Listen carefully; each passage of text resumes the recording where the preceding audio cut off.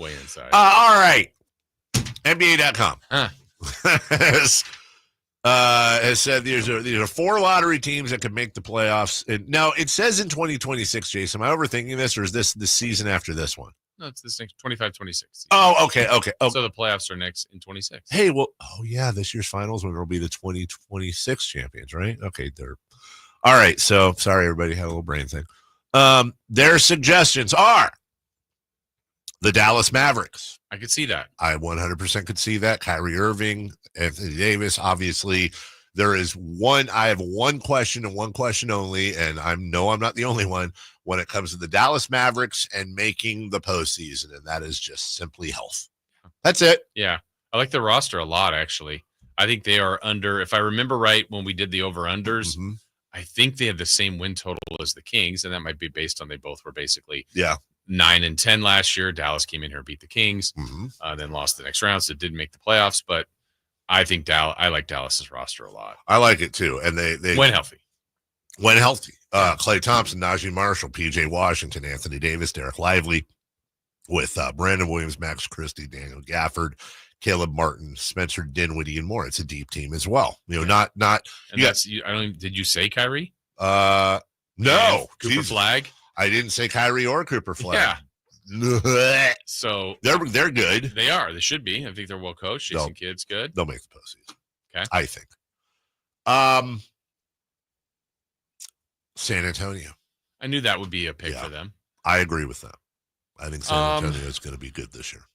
I think this will be the first year. I can see it. Yeah. They do have to jump though. Like that they weren't that close. Now part of it, Victor was hurt, but they also I think are now 6 years in a row of not making it. Fox, Castle, Vassell, Wembanyama, Sohan, Harrison Barnes, Keldon Johnson. There's some holes. I mean, it's good. Yeah. It's Dylan Harper will be, that it's. Bismack, I wish they had a better front court. Obviously, Victor Wembanyama is great. Yeah.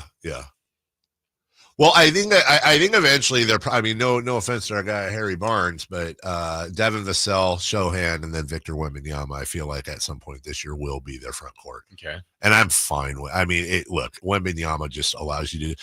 Wembanyama is going to be, to me.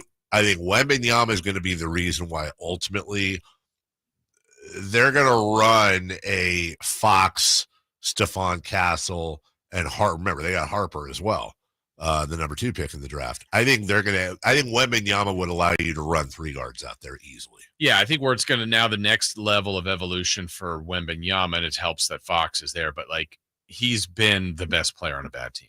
That's right. And put up there's no denying him. Yes.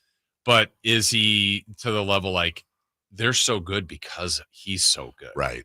There's a lot of really good players in the NBA, but can he lift a team? What does he get? 20-something points, 10 boards, a bunch of blocks. Those are all phenomenal stats, and he will continue to do that. But is it going to net them? They're going to have to win 44 or more. It may just be that I'm being too bullish here. I think Wembanyama is going to be a top 3 MVP candidate next year. Okay. If he is health. That, then they're in. It's health. Yeah.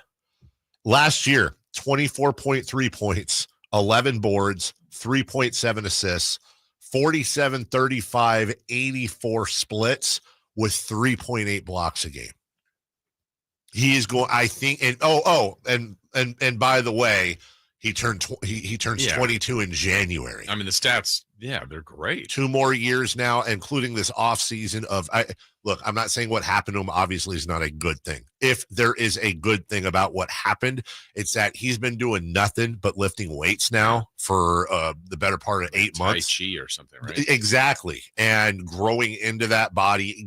And we've talked about this before, when NBA players, when they come in after they've had a year or 2 of NBA workouts where they're dealing with the best medical teams and strength and conditioning teams in the world, and you see these metamorphoses with these players, he's never going to be, he's never going to have the body of a Karl Malone or a Charles Barkley type.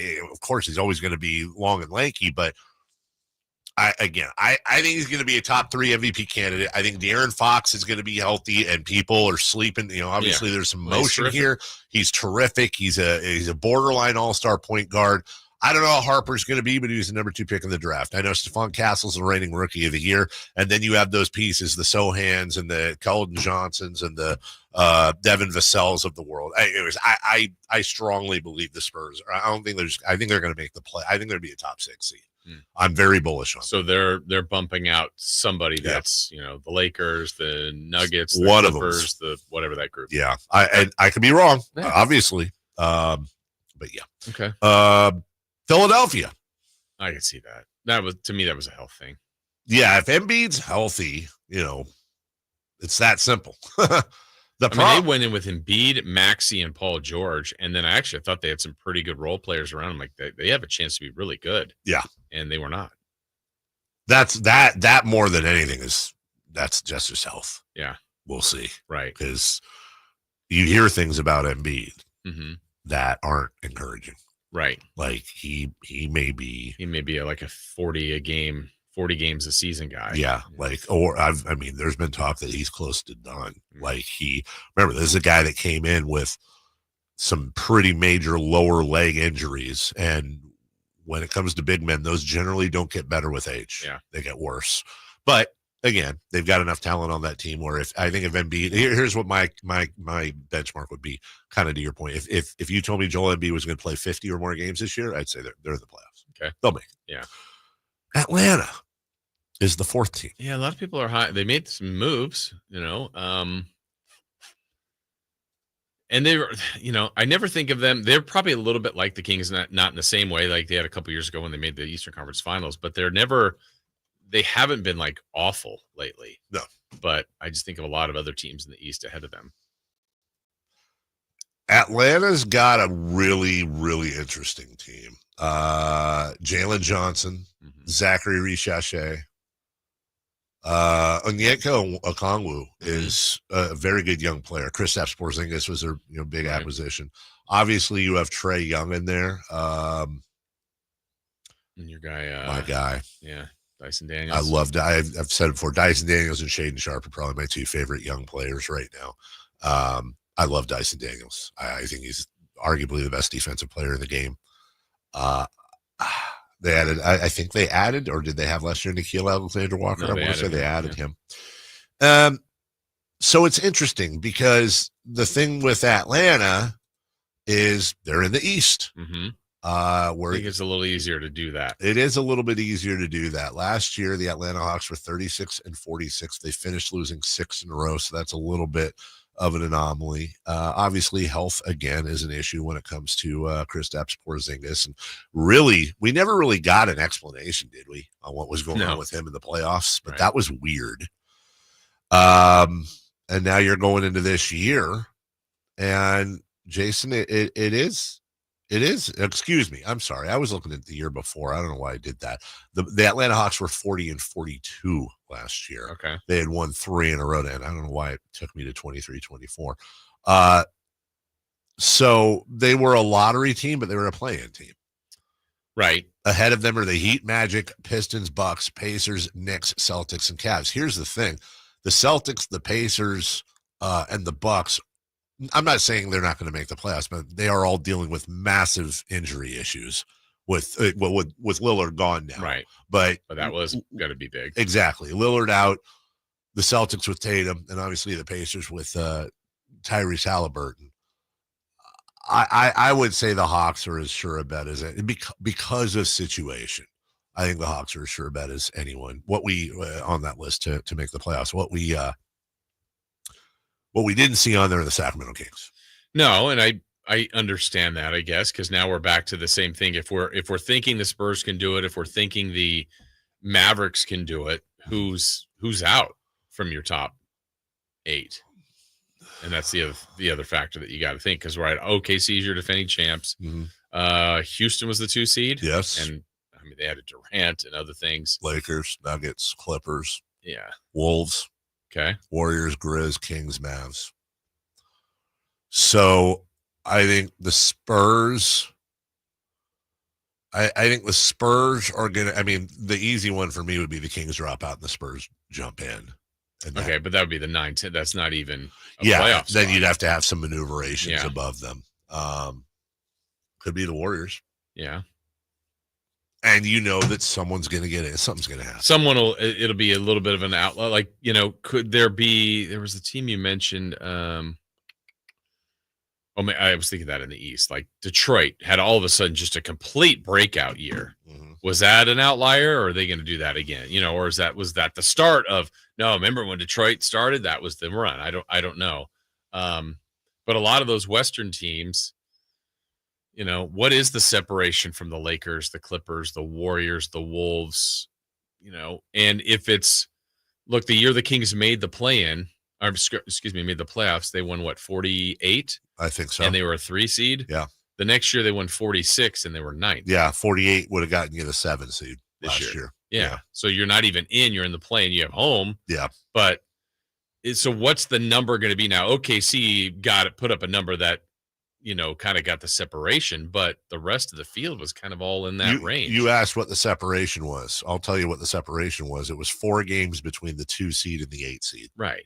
4 games. So to say they're the 2, they're the 8. Well, they're the same teams. That's right. So is it going to be that kind of thing? Is Houston and OKC going to get in that high 50, 60 range, and everyone else is in that, just where's the number going to be?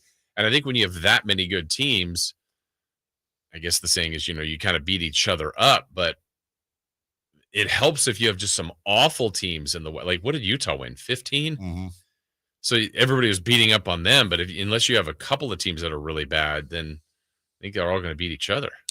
Yeah, I think so. There's going to be a lot of there's always going to be a lot of intra cannibalism, for lack of a better term, in the Western Conference. They're going to eat their own. And that's where you have the things like last year where the Kings swept Houston. Yeah. Like if they had made it, you're like, well, that's one of the reasons why they swept a really good team. But then when you get swept by lesser teams, or you lost 2, the Jazz won 15 games and they beat you twice. Mm-hmm. Those are the kind of things that can separate those. If it's like last year, teams 2 through 8. We'll take a break. Text line beating the chat line today. Oh, what do you got? Chat line's just a little snarky today. Well, they also, to defend them, yeah, they talk amongst each other. Yeah, I don't mind. Text line doesn't see that text line, right? So they send in kind of. It's always show related. But I don't mind them. I don't mind. No, the I don't chat mind line that either. I'm good. They're here. I'm good with them just saying whatever they want to say. But one of our longtime listeners, Camp, right? He's here every morning. Campeo. Yeah. Well, this has been a disappointing show this morning. Yeah, I said, look, I'm reading it right here. Why? I don't know. It's probably me, but no food talk. I guess. Chris Guerrero says he guarantees Wamauma won't be playing the whole season. I mean, again, I get if you can't spell Wembanyama, but Wamauma, yeah, I don't think we'll be playing at all. Wamauma. Chris also, I guess when we were talking about numbers, he said, remind me how many other sports stations are in Sacramento. There's 2. Mm-hmm. There's 3. Sorry. 3 total. But see, that's snarky. Yeah. That's just snarky. They want to have a get together. Oh, I want to get together with that. What? So we can do biscuits and gravy, and Chris is like, well, you said you'd do this, and then Campeo can come in and go, these biscuits are very disappointing. And then MC comes in, and he's like, these biscuits have free speech. And then Zebra comes in, she's like, everybody in the world deserves a biscuit. And then there's a big brawl. So when's this breakfast? Yeah, we'll take a break. Too much pepper. Do you like the pepper? What? No parking pass? Exactly. Come on, guys. When we come back, we'll go. That's one of my dad's famous lines. When I got him Kings tickets. Jeez. He texted me.